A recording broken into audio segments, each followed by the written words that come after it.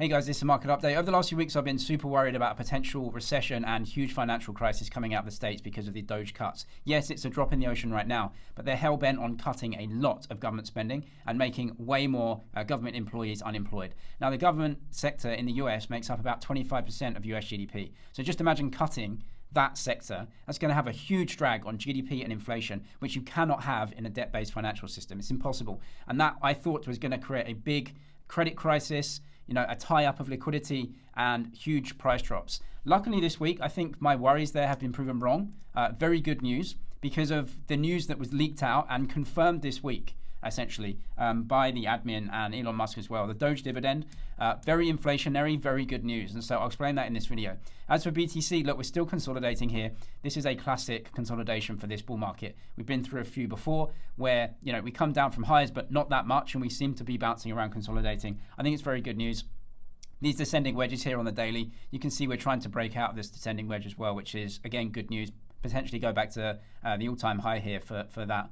Very good. However, there's a lot going on right now, negotiations in Europe and everything else. So maybe we just have to consolidate for a bit longer before that kind of works itself out. If it works itself out, there's a lot going on. So cautious as always, but very bullish for the rest of the year, this year, especially with what came out this week. So if you don't have a Bybit account yet, link below for a $30,000 deposit bonus. Whatever you deposit, they'll give you a bonus. If you can't trade on Bybit, trade on Apex. This is Bybit's DEX. Connect your wallet. Trade what you want here. 10% permanent fee discount by the link below as well. The thing that I was really worried about is that DOGE was just hell-bent on cutting government and cutting spending without stimulating on the other side. Because I know it's very tiny at the moment what they're doing, but they're obviously going further and further and further. They want to cut IRS agents. They want to cut a lot of other agencies. And so that's great. But with the US government making up 25% of GDP, right? Just imagine if the Mag 7 came out and said, you know what, we're not going to invest in AI anymore. We're not going to invest in energy plants. We're going to cut spending. We're going to cut staff. That's going to have a huge drag on GDP. Well, the government side, even though a lot of it is fraud or whatever, right, 25% of GDP being cut is a massive drag on GDP and inflation. In a debt-based financial system that requires inflation, that is not good. Well, I think this week, this DOGE dividend, which was confirmed by Elon Musk in this interview here, this is insane, by the way, he's got a chainsaw, right? We won't talk about Milei after the last few weeks, but this is great news where he confirmed that he was talked about this DOGE dividend with the president. The president was supportive of it.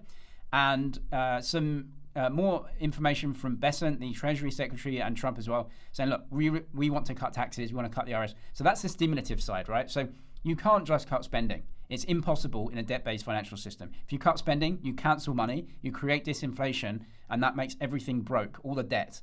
That is my worry. But this shows me that essentially they're not serious about it, right? So yes, the money going from fraud and abuse or whenever else and coming back to the taxpayers, that's actually great news. That is great. And it's great for two reasons. Firstly, well, it's not being used in crazy stuff that we've all seen, and it's going back to people that paid the tax in the first place. That is good news just generally for them. However, from a financial perspective, it's fantastic news that we are going to keep having this money supply in the economy, creating inflation. Because remember, we need inflation. Inflation must happen. The Fed's target is their fake CPI or PCE target is 2%. Real inflation is 7 to 8% a year, maybe 7 to 10% a year. That is required.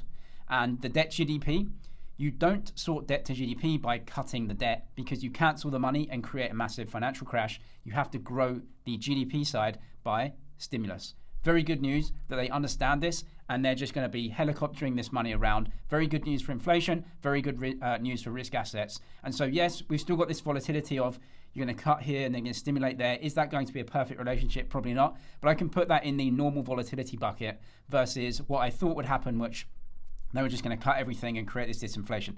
They're not going to. Same old, same old. They're going to stimulate. They're going to helicopter money around to buy votes. So yeah, Bitcoin is going to price this in. So very, very positive. Over the last few days, there's been a turn in sentiment and a turn in the market. We came from those lows. We've bounced up a little bit. Now 98,000, hitting that 100 again. It feels different, doesn't it? We can see this on chain as well. And I've seen many cycles in my time, mini cycles and major cycles. And you get capitulation at the bottom of a sell-off. That can be for a big bear market. So FTX was the last one, or a few capitulations on the way down, but FTX was like the last capitulation, right? Before the whole thing just then re-rated upwards and we started the bull market. But you get that in bull markets as well during these consolidations.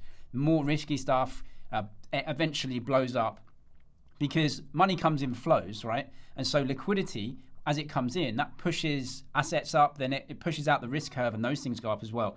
But the more risky stuff is unsustainable fundamentally. And so when liquidity just comes out a bit, then it crashes down, right? And we saw that with all the memes and stuff, big crash in that market. The liquidity wasn't coming in. And of course, hot air, just blown up on hot air. There's no real demand there, right? It's speculative. That blows up. And funnily enough, that usually marks potentially the bottom of that liquidity cycle, turning into a positive cycle again. And you can see it on chain. So this is short-term holder profit and loss to exchanges. Potentially this sell-off is drying up a little bit. So when we're green here, that typically is a very positive piece of price action along with that. And so you can see this selling potentially starting to dry up, which is pretty good news, to be honest. Global liquidity index from cross-border capital here. You can see we are inflecting to the upside, but not overdone, right? So again, we could have another inflection to the upside, carry on the bull market, right? When global liquidity gets up here, when money supply around the world gets toppy, that's when you've got to start worrying. But I think we're in a really good spot for the rest of this bull market. This is global M2, global money supply as well. I personally think the rate of change of money supply around the world has a massive correlation to the Bitcoin price. You can see the previous two bull markets here. As money supply increases, the rate of change goes up to this level. Huge bull market. As we draw down, bear market. Bull market here. And as you can see, we are on the upswing, but nowhere near a sort of top if you compare to previous cycles. If money supply is all the way up here, then maybe start to get a little bit cautious. But for right now, again, we're consolidating. We've had a few capitulations. Good news this week that they aren't just going to cut spending. They're going to stimulate just like everyone else. And global money supply potentially on the up. So I think we're in a good spot. Another reason why we may have just bounced these last few days is some positive news for stimulus. Right, so Fed minutes, several participants suggest halting or slowing balance sheet reduction, stopping QE, drawing it down by the end of spring. So that's going to buoy markets, right? Because you just have the Fed saying, look, we think we've done enough.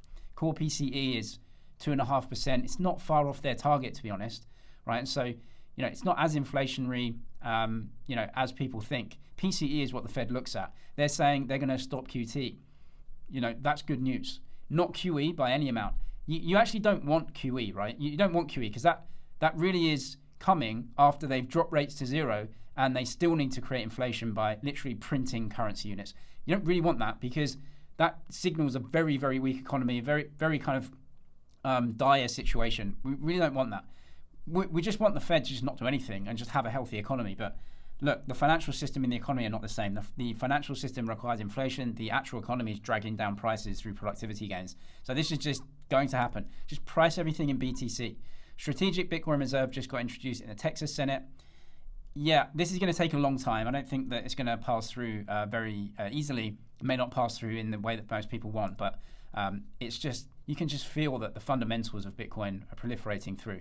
So price everything in Bitcoin. That is the only way. So we price Bitcoin in dollars, which is fine for the short term, but it's really not what you want to be looking at, I think. So I'm pricing Bitcoin here in the S&P index. If you go to TradingView, just search for Bitcoin USD and then divide it against the S&P index. I think the S&P index is the perfect index to look at as the thing you want to beat because the S&P is 500 of the top US companies that prices in currency debasement, and there isn't a lot of growth in those companies, but they just basically provide us everything that we want, right? So why do you invest? It's because you want to preserve or gain purchasing power over time of the things that you actually desire. Healthcare, education, food, shelter, everything else. In the S&P 500, that is an index of everything that you would use in your life to stay alive and have a good life, right? Those 500 companies produce pretty much everything that you would want to buy. So if you're outperforming their stock, that means that your wealth is growing over time versus the things that you actually need. Short term, you value it in dollars, but it's pretty irrelevant. Look at Bitcoin versus the S&P. You are gaining purchasing power. This is the thing to actually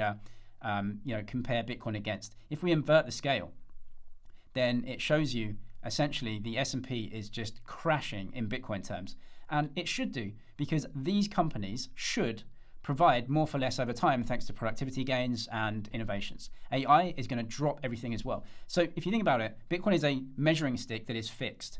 And it is going to be fixed against everything that becomes more abundant. So for example, credit currency units, known as fiat currency, dollars, pounds, they must increase in supply over time because it's a debt-based instrument. It's not money, it's debt. And so debt increases over time. Therefore, the price of Bitcoin, which is fixed, versus debt currency units that are increasing, will go up over time.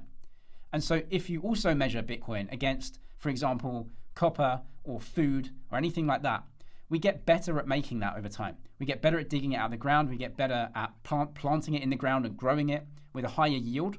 That will become more abundant versus Bitcoin in the future, which means that Bitcoin will buy you more of it in the future. Your purchasing power will increase. That is why we buy Bitcoin. If you don't have a Bybit account yet, you can get a deposit bonus. Whatever you deposit, you'll get some bonus there to trade with. If you can't trade on Bybit Apex, 10% permanent fee discount. Trade directly from your crypto wallet on there as well, link below. I'm James, this is Money GG. Cheers for watching, and I'll see you in the next one.